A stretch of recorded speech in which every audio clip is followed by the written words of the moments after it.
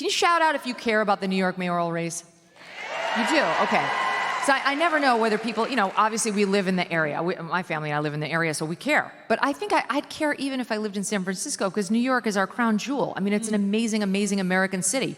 And I think it's the greatest city in the world, bar none. And we're about to hand it over to a lunatic who doesn't know what he's doing. That's our only saving grace, is that he doesn't know what he's doing. So maybe he'll just be so incompetent. But I am also interested in how we got here. Like, how did New Yorkers, who are not fools, get so desperate that they would consider this guy? That is such an interesting question, and even just for asking it, if you don't ask it the right way or whatever, people pile on, and it makes it so hard to get.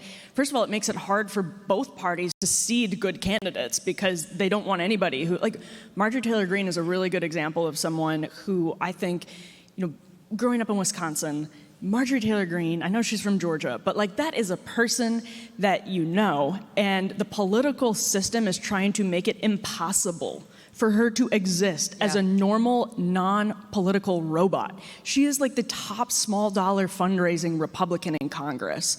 And they are trying to make it impossible because she just colors outside the lines.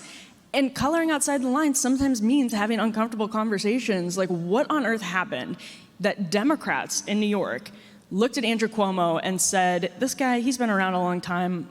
We are going with the 33-year-old Democratic socialist, right?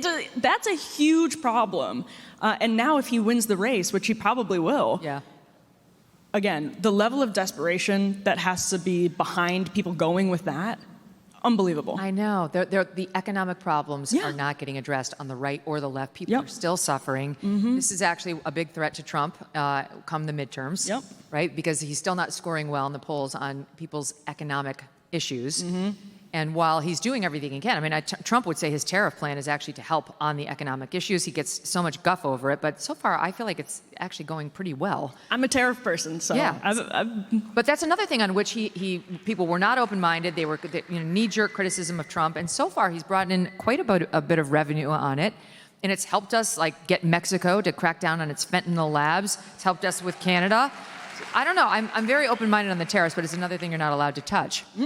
No, you can't talk about. No, and before Trump came along, nobody would ever suggest a tariff anywhere near what some of his tariffs have been. Oh, hell no, Republican.